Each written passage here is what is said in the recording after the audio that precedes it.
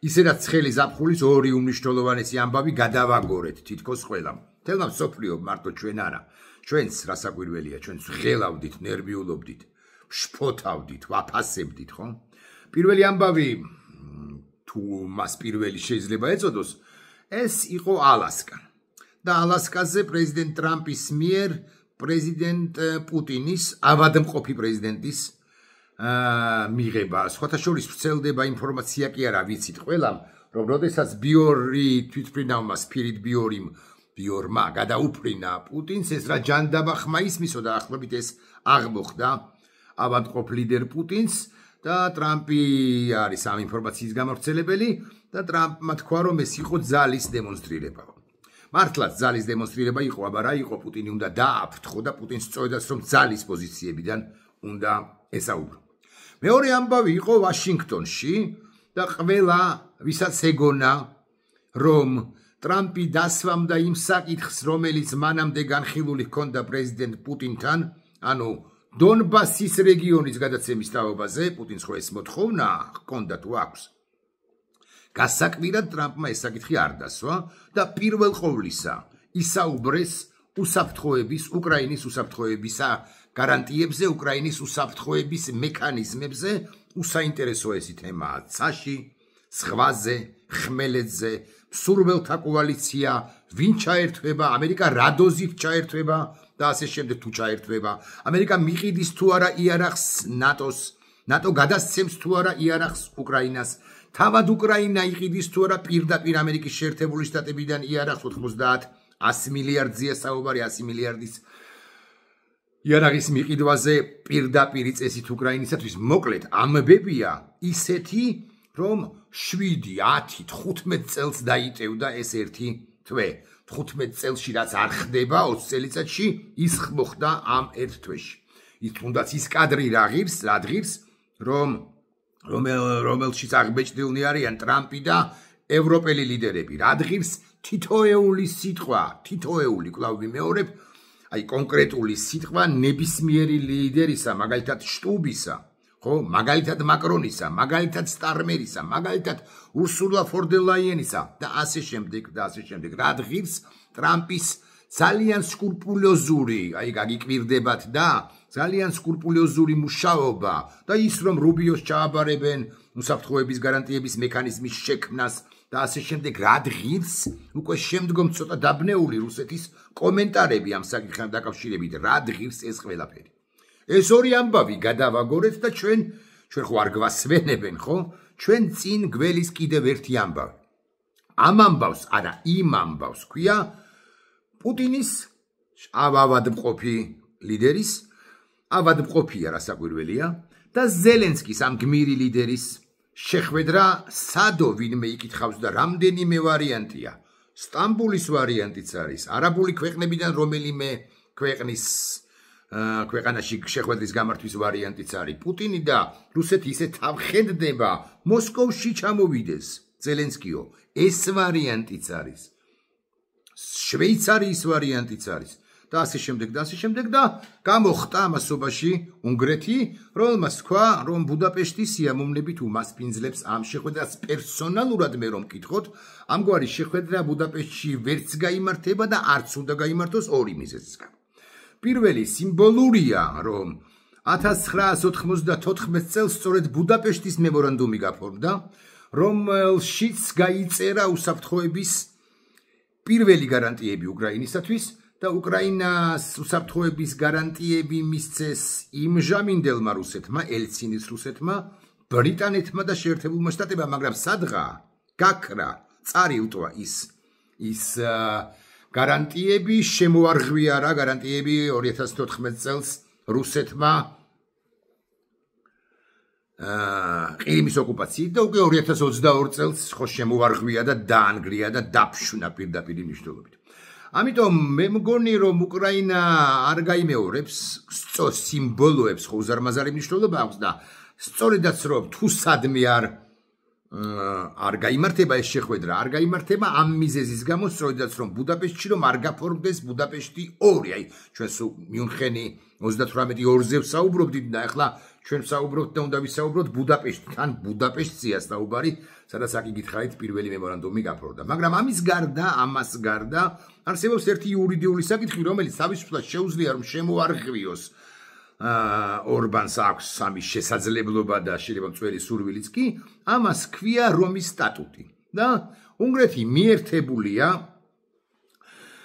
საერთაშორისო სისხლის სამართლის სასამართლოს, ხელმომწერიც არის და რატიფიცირებულიც არის და აი ხელმოწერა 99-ში, რატიფიცირება 2001-ში, ხოლო ძალაში შესვლა 2002 წლის 1 აპრილიდან მოხდა რომის სტატუტისა უნგრეთისათვის უნგრეთში და რომის სტატუტის მიხედვით უნგრეთი ვალდებულია დააკავოს პუტინი, როგორც კი ის დადგამს ფეხს შანდორ პეტეფის მიწაზე. არა ორბანის, არამედ შანდორ პეტეფის მიწაზე, მაგრამ დააკავებს კი. შეიძლება ორბანმა, რომელსაც უნდა საკუთარი როლის წამოწევაც და ტრამპი პერიოდულად არა, პერიოდულზე იშვიათად უკავშირდება ხოლმე და იცით რასთან დაკავშირებით და უკავშირდა ტრამპი ამ 2 დღის წინ. ბარემ ვიტყვი რომ უნგრეთი რატო ბლოკავს უკრაინის ევროკავშირში შესვლასო, პერსპექტივასო, ამასთან დაკავშირებით აიღო ტრამპმა ყურბილი და ელაპარაკა ვიქტორ ორბანს, აი კობახიზის და ღარიბაშვილის მაკაცი როა იმას და რეალურად კი ტროვას ცხენი როა ევროპაში, თავ ევროპისათვის. მაგრამ ამას არ აქვს ახლა მნიშვნელობა ღარიბაშვილზე და კობახიზეზე ხო არ ვლაპარაკობ. მოკლედ, ორბანს აქვს შესაძლებლობა და არა უფლება შემოარღვიოს რომის სტატუსი და მიიღოს საკუთარ მიწაზე როგორც ერთი ისე მეორე ლიდერები, ისე რომ არ დააკავოს პუტინი. დროებითი შეჩერების მექანიზმი ან პრაქტიკა და მექანიზმი რომის სტატუტისა ხო არ არსებობს. პუტინი ბრალ დადებულია იმაში, რაც მან ჩაიდინა ომის სხვა დანაშაულებზე არც ვილაპარაკებ. ამ შემთხვევაში ვილაპარაკობ იმაზე, რომ მან გასცა განკარგულება იმის თაობაზე, რომ ბავშვები უკრაინიდან მოეტაცათ და ჩაესახლებინათ გლუბინა სიღრმეში რუსეთისა და ამით ბავშვებთან დაკავშირებით მან ჩაიდინა ომის დანაშაული და ამის გამოა ბრალდადებული საერთაშორისო სისხლის სამართლის სასამართლოს მიერ უცვლის რა მათ იდენტობას, სწყვეტს რა მათ მშობლიურ ქვეყანას, მშობლებს, ბიოლოგიურ მშობლებს და მძევლებად ყავს მეთქი, ამასაც ვერ ვიტყვი, ხო? ტუსაღებად ყავს მეთქი, ამას ვერ ვიტყვი. მოკლედ, წამებაში ყავს ამ თვალსაზრისით, იმიტომ რომ შეიძლება ფიზიკურად არ აწამებენ ამ ბავშვებს, მაგრამ ეს არის ადამიანზე ზემოქმედება ფსიქოლოგიური და დანაშაული სისხლის სამართლისა. მოკლედ, ორბანი რას იზავს, მე პერსონალურად არ ვიცი, კი არა სკეპტიკურად ვარ განწყობილი ამ საკითხის მიმართან, აჩნდა ინფორმაცია იმის თაობაზე, რომ ერდოღანმაც კი თქვა, რომ სტამბულიო. სტამბულში შედგეს ეს შეხვედრა, ერდოღანს სჭირდება ამგვარი შეხვედრა, ამგვარი შეხვედრის ორგანიზება, რომ წამოსწიოს საკუთარი როლი. ვერც იმას დაგპირდებით, რომ სტამბულში შედგება ეს შეხვედრა. 4-ხეულის ფორმატი, ანუ ის ინიციატივა, რომელიც ეკუთვნის მაკრონს, რომ ჩვენც ვიქნებით მაგიდასთანო, მაღალი ალბათობით ალბათ არ გავა. თუმცა სურვილი რასაკვირველია უნდა გამოვთქვათ, ხო? იმიტომ რომ რუსეთი გაჭედავს. რუსეთს აფრთხობს, რომ ტრამპს რუსეთისეული გაგებით ტვინსაურებს ევროკავშირი და ნატოს წევრი სახელმწიფოები, თუ ამ შეხვედრაზე ისინიც იქნებიან, შეხვედრებზე ისინიც იქნებიან. პირიქით, ევროკავშირსაც თუ ნატოსაც, ან საფრანგეთსაც, ან ბრიტანეთსაც, ან გერმანიასაც აფრთხობს, თუ მარტო დარჩება ტრამპი პუტინთან, პუტინი FSB-ში კი აურევს ტვინს ტრამპს. მოკლედ, ეს ჭიდილი არის, ჩემი პროგნოზით მაინც 4-ხეულის ფორმაზე ვეღარ ილაპარაკებენ, თუმცა ღმერთმა ქნას. ახლა საერთოდ აზრი აქვს თუ არა შეხვედრას, ამ კითხვას მიუბრუნდეთ. აქვს ალბათ აზრი, იმიტომ რომ ტრამპის გამჭრიახი და ეს უნდა ვთქვათ, ტრამპის გამჭრიახული პოლიტიკის შედეგად რუსეთი ძალიან კუთხეშია მიყენებული. უკიდურესად კუთხეშია მიყენებული და მიუხედავად იმისა, რომ რუსების ზაზა შათირიშვილი, ოღონდ ზაზა შათირიშვილს ეგონიერი კაცი, ალექსანდრ დუგინი ამბობს იმას, რომ ტრამპზე deep state-ი მოქმედებსო და საქართველოს ალექსანდრ დუგინი, ოღონდ ნამდვილ ალექსანდრ დუგინზე თან შედარებით გაცილებით უჭკუო ზაზა შათირიშვილი ამას იმეორებს, ანუ ტრამპს გარკვეულწილად ან მეტწილად Deep State მართავსო, ამის მიუხედავად ტრამპი ძალიან სწორ პოლიტიკას ატარებს, გინდა Deep State დაარქვით და გინდა ნუ დაარქვებთ ამ Deep State-ს, ერთადერთი რაც შეიძლება მიედავო თუ გააკრიტიკო ტრამპი მისი არათანმიმდევრულობაც არ არის სწორი, არა თანმიმდევრულიც არის, მას უნდა რომ ომი შეწყვიტოს და ასეც არის და ასეც იქნება. და ტრამპისთვის მნიშვნელოვანია რომ აი ახსენებს კიდეც ერთგან ხო აი ბოლო პერიოდში რომ ის 7000 კაცი რომელიც კვდება კვირის განმავლობაში ხო არ მოკვდეს და ამას თუ გავაჩერებ ამ კაცთა კლას იქნება ჩემი ადგილი 64-შიც კი მოიძებნოსო და ახლოებით ეს არის მისი კომენტარი. მოკლედ ტრამპი ძალიან გამჭრია ხულად ამწყდებს კუთხეში რუსეთს და გაგიკვირდებათ და ლავროვის განცხადება იყო ამგვარი რომ რუსეთს არც არასოდეს დომებია ტერიტორიებიო.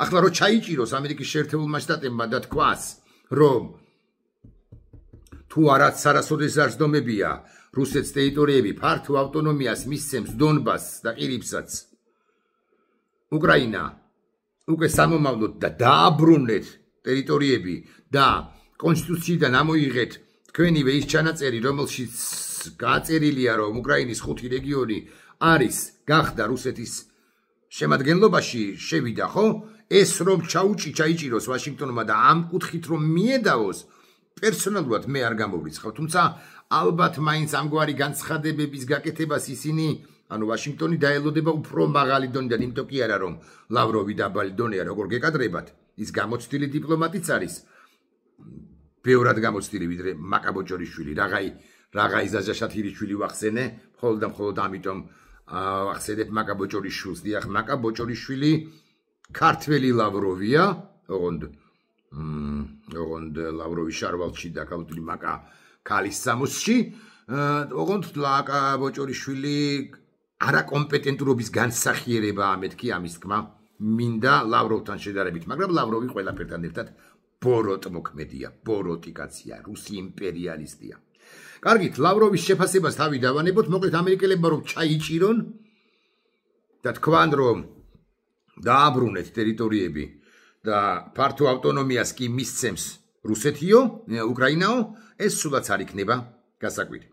ამასობაში ამერიკის სახელმწიფო მდივანი მარკო რუბიო პუტინის მოთხოვნებზე, რომლებიც უკრაინაში შეჭრის ძირეულ მიზეზებს პერვაначальные причины შეჭრის ძირეულ მიზეზებს ეხება ამბობს მარკო რუბიო ჩვენ გვაინტერესებს მზად არიან თუ არა უკრაინა რუსეთი ომის დასასრულებლად ჩვენ ამაზე გავამახვილებთ ყურადღებას მხარეების შეწყვეტენ თუ არა ბრძოლას და რა არის საჭირო ბრძოლის შესაჩერება თუ გულწრფელები ვიქნებით და სერიოზულები ვიქნებით ორივე მხარე დათმობაზე უნდა წავიდეს და ორივე მხარე უნდა მოელოდეს რომ რაღაცას მიიღებს ამის სანაცვლოდ თუმცა ამის გაკეთება ძალიან რთულია ოღონდ ყველაფერი რაც საკვირველია სამართლიანი მშვიდობის პრინციპსაც უნდა დაეყრდნოს მეთქი ამას პრინციპში ამბობენ ამერიკელები ბოლო აბზაცი რუსულ მხარეს რადგანაც მათი აზრით ბრძოლის ველზე უპირატესობა მოიპოვეს ოღონდ არანაირი უპირატესობა არა აქვს დაწვდავარია და მარკო რუბიო მე შესანიშნავად იცის და პრინციპში მთელმა მსოფლიომაც ამ ნაგლეჯი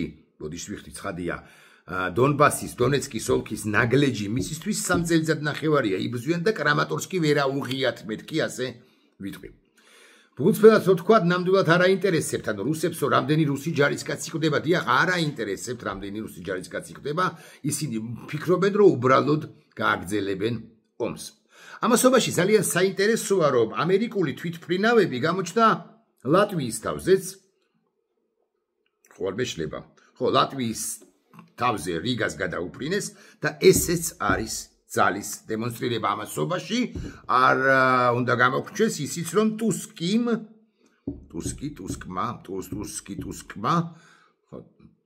ხო შეიძლება უთხრობითში ვერ ვსვავ კარგად ტუსკმა გააკეთა განცხადება ტუსკმა დიახ უთხრობითში ალბათ ესეა სწორი ალბათ კი ნამდვილად ესეა სწორი რომ არ უნდა და გაგვავიწყდეს რომ 94 წელს უკრაინამ უკვე მიიღო ტერიტორიული მთლიანობის გარანტიები და რაღაც საჭიროა ახალი გარანტიების მიცემაო. არა, მე არ ვამბობ, რომ მაინც და მაინც გაითვალისწინებთ პოლონეთის პრემიერ-მინისტრის ამ მოსაზრებას და ეყრდნობიან, იმიტომ რომ სხვა რამისკენ მიდის პროცესი, მაგრამ ამგვარი ნოტების შემოტანაც და უკლებლი ყველასთვის გახსენება, რომ უფრო 94-ში გაფორმებული იყო ეს გარანტიები და ამერიკის შეერთებულმა შტატებმა გასცა მათ შორის გარანტიები იმისთვის არის აუცილებელი, რომ ახლა გაცილებით სერიოზული გარანტიები იყოს გაცემული მათ შორის. ზღვაში შავი ზღვა იგულისხმება, უნდა იყოს ზღვიდან დაცული უკრაინა, ანუ თეორიულად რუსეთის სამხედრო ფლოტმა რომ რამე იერიში არ მიიტანოს უკვე სამომავლოდ, ხმელეთზე და ცაში. ცას ალბათ შეერთებული შტატები როგორ გავბრისკო ახლა და აიღებს საკუთარ თავზე, ხოლო ხმელეთზე სორველთა კოალიცია, ევროპული ქვეყნების ჯარები შევლენ და უკრაინელებთან ერთად დაიცავენ არაოკუპირებულ ტერიტორიას, ამას ხაზგასმით ვამბობ. ეხლა ჩემი ვიდეო ბლოგი რაღა იგრძელდება, აქ ისე უნგრეთზეა ლაპარაკი, ამენულ მაკრონზე, რასაკვირველი ორი სიტყვა უნდა თქვა და ის ამბობს, რომ პუტინი მტაცებელია, ურჩხური ჩვენს კარიბჭესთან, რუსეთი სამუდამოდ გადაიქცა, ნახეთ, როგორი სიტყვა რუსეთი სამუდამოდ გადაიქცა დესტაბილიზაციის ძალად და პოტენციურ საფრთხეთ. მე არ ვამბობ, რომ საფრანგეთს ხვალ დაესხმებიან თავს, მაგრამ პუტინი ევროპელებისთვის საფრთხეს წარმოადგენს. ეს არის ერთი ამბავი, მაგრამ მეორე ამბავი არის თქვენის ნებართვით ის და მე სახელდახელოდ თარგმნი ბოდიში მე სახელდახელოდ თარგმნი ერთ ძალიან საინტერესო ანუ რუსულად წავიკითხებ და ეგრევე ვთარგმნი ერთ ძალიან საინტერესო წერილს, ალბათ სრულად არა ის, იმიტომ რომ ის ძალიან საკმაოდ ვრცელია, მაგრამ მაინც. ამ წერილის ავტორი არის ცნობილი საბჭოთა და რუსი კინორეჟისორი და მწერალი ედმონ ტოპელბერგი, რომელიც მიმართავს დონალდ ტრამპს, ჩანს ეს მიმართვა მაინც ალასკამდე შეხვედრამდეა გავრცელებული, თუმცა ახლა გავრცა ვრცელდა ჩვენს ქსელში და სოციალში და ამიტომ მე დროს არაურევ თქვენის ნებართვით, მაგრამ აქტუალობა დაკარგული კი არ არის ეს მიმართვა და მე ვკითხულობ რუსულად, ქართულად ვთარგმნი პირდაპირ. ძვირფასო პრეზიდენტო ტრამპ, ძვირფასო დონალდ, როგორც 50 წიგრისა და კიპა ფილმების ავტორი რუსეთზე, მე თავისუფლებას ვაძლევ მოგახსენოთ ინფორმირება მოვახდინოთ თქვენი პუტინთან შეხვედრის თაობა, ესე იგი, ხო, ვаше встречи с Путиным, მანამ სანამ შეხვდებით თქვენ პუტინს. თქვენ უნდა იცოდეთ, რომ მას არ შეუძლია უკრაინასთან ომის დასრულება. იმ შემთხვევაშიც კი, თუ თქვენს ვილას მარალაგოში, პალმ-ბიჩზე, ან ტრამპ თაუერს ნიუ-იორკში და კიდევ არაერთ ათობით გოლფ კლუბს აჩუქებთ, რომლებიც მსოფლიოში თუ ამერიკის შეერთებულ შტატებში გაქვთ, და არა იმიტომ, რომ მას არ უნდა დასვენება ომისაგან, არამედ იმიტომ, რომ უბრალოდ მას ეს არ შეუძლია. კვლავ ვიმეორებ, ამ წერილს წერს ედვარდ ტოპოლი პრეზიდენტ ტრამპს.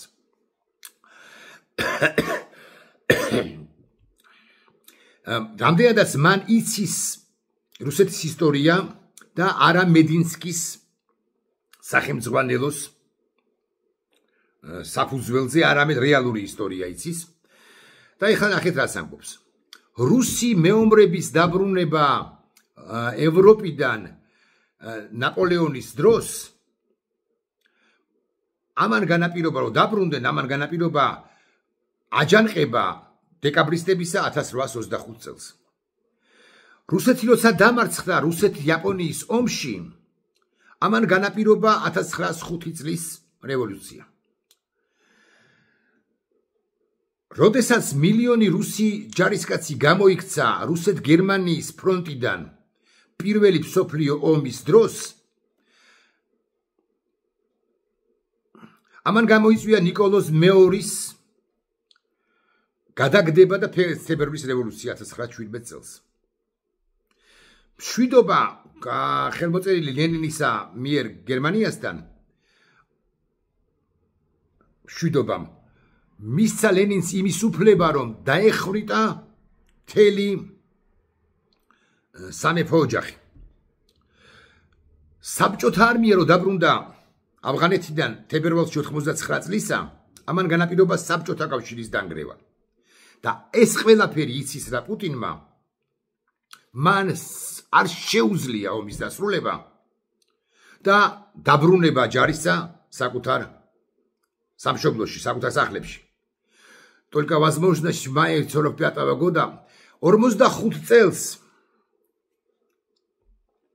რამდენადაც საბჭოთა ჯარი შუაგულ ევროპაში დარჩა როგორც საოკუპაციო ჯარი ხსენებულ უნგრეთში თუნდაც.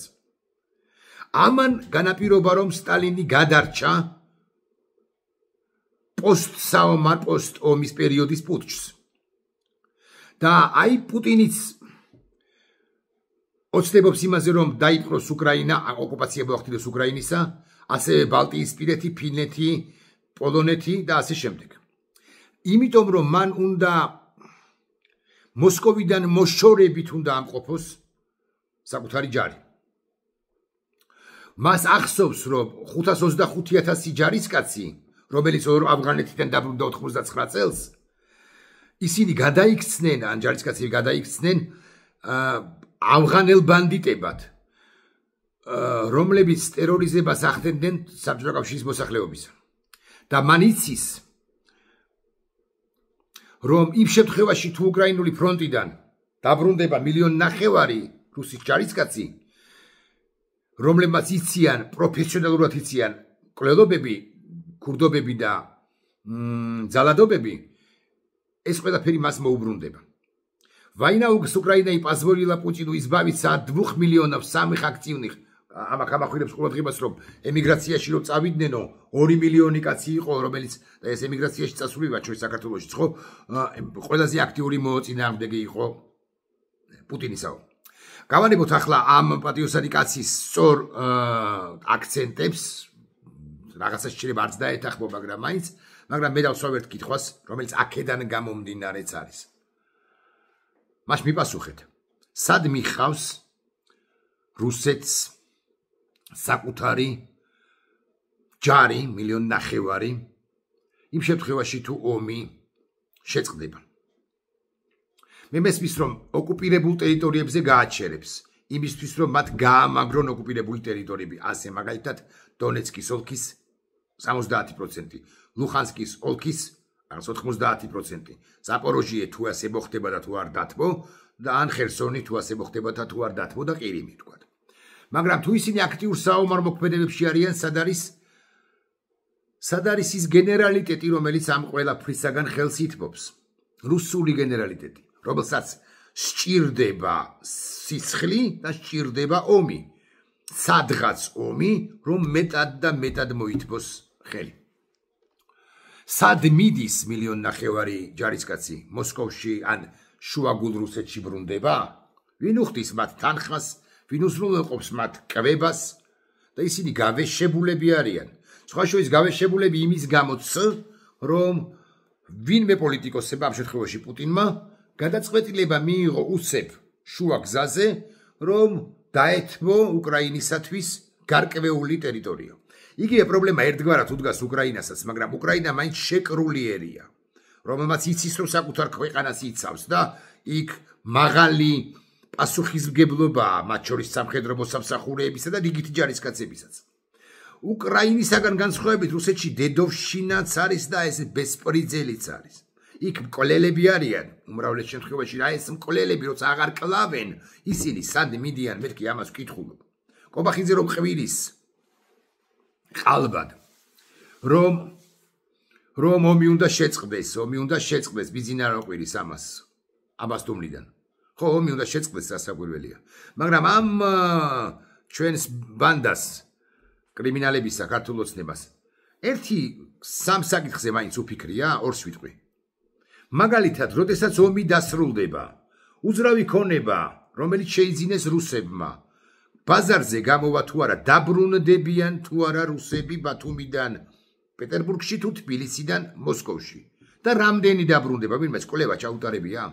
რო დაბრუნდებიან ისინი ემანთ მათი ნაწილი თუნდაც არ გაყიდის უძრავ ქონებას და დაეცემა თუ არა უძრავი ქონების ფასი ქვეყანაში, რაც ერთის მხრივ ობივატელისთვის ჩემთვის კარგია, ჯერ სადამ აქვს ახალი ბინის შეძენის შესაძლებლობა, მაგრამ თეორიულად რომ კონდეს ბუნებრივია, მირჩევნია $100,000 გადახდას, პირობითად რაღაც 65,000 გადავიხატო, ხო? ბინაში ბუნებრივია $35,000, ესე ქუჩაში არ ყარია. მაგრამ ეკონომიკისთვის ეს ძალიან ცუდია და ამას ჩემზე უფრო მაგრები, უფრო კვალიფიცირებად ისაუბრებენ. კარგით. იმ შემთხვევაში თუ ომი დასრულდება და ომი უნდა დასრულდეს, არავინ არ გამათობს. ის შავი ხვრელებიც და სანქციების გათვალისწინებით ამოიკეტება თუ არა, რითიც ქართული ოცნება ერთგვარად ან მისი კამანდა ითბობს ხელს, ანუ სალაფავია ეს, ხო? გავატარეთ. სადღაც ჩუმჩუმად შევაპარეთ ყაზახეთში და ყაზახეთიდან გადავიდა რუსეთში. პირობითად ეს ჩიპები თუ დესანქცირება მოხდება, სულ არ იქნება საჭირო და აუცილებელი ეს ჩუმჩუმად შეპარება საქართველოს გავლით. ამაზე უფიქრიათ, მაგრამ ამასაც დავანებოთ თავი, კითხვა მაქვს. ჯარი სად მიდის? მე ახლა არავის ეგონოს რომ პასუხს ახლა მან მე გავცემ ამ. რუსული ჯარი, რუსეთის საოკუპაციო ჯარი სად მიდის? პუტინს უნდა სადღაც პაბედანოსნაია, გამარჯვებითი ომი.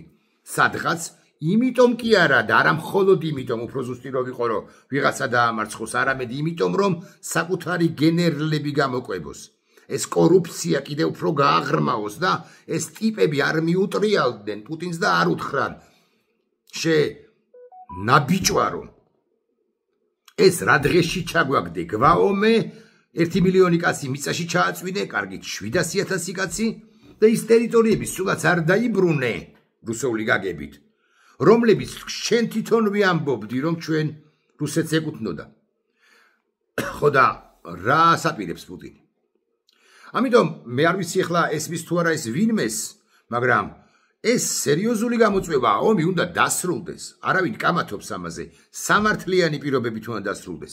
მაგრამ პერსონალურად მე რომ მკითხო, ომი უნდა დასრულებული იყო არა დროებითი ზავი და ეს დროებითი ზავი იქნება. ამაზე არავინ არ კამათობს, ხო? იმიტომ რომ განახლდება გარკვეული პერიოდის შემდეგ. უკრაინაში განახლდება და რუსეთის ლიდერი პუტინი იძულებული იქნება საკუთარივე პირობა დაარღიოს იმდენად ბევრი კაკიჭამა აქამდე. და მანამდე რა ხდება უხეშად 2 წლის განმავლობაში. ემანდ ყაზახეთში ხომ არ შედის. გაუჭირდება მეთქი გუშინაც გითხარით, მაგრამ ემანდ აზერბაიჯანს ხო არ უტევს. უფრო გაუჭირდება მეთქი ამას ვკითხულობ. ოღონდ გაუჭირდება მახაჭყალის, ანუ დაღესტნის ვიწრო ყელის მიმართულებით. და მე ახლა აღარ გავხსნი იმ ფრჩხილებს, რა ფრჩხილებიც შეიძლება ადრე თუ გვიან გასახსნელი იყოს. ეს არის ძალიან მნიშვნელოვანი. არა, რუსეთი იძულებული იქნება რომ არა მარტო დაასრულოს ომი, არამედ მეტნაკლებად სამართლიანად დაასრულოს ეს ომი და დათმოს იმაზე უფრო მეტი, ვიდრე რისი დათმობაც უნდა. კი, დათმობს. ასე სრულდება ეს ომი, ალბათ მაინც წლის ბოლოსკენ, სულ მაქსიმუმ. აქვე ერთი დეტალიც, მე მგონი ამ ბლოგშიც თქვი და გავიმეორებ, თუ არ მithქვამს, ახლა პირველად ვიტყვი, ან გუშინ ნამდვილად თქვი, ან გუშინ თქვი აქ ჩემთან სახლში კამათისას, მსჯელობისას. და მე არ ვარ პირველ თქვენი ცხადია. ზელენსკის მოუწევს წასვლა. ზელენსკის მოუწევს წასვლა და ლექციების კითხვა სხვადასხვა საერთაშორისო უნივერსიტეტში თემაზე როგორ შევეწინააღმდეგეთ რუსეთს.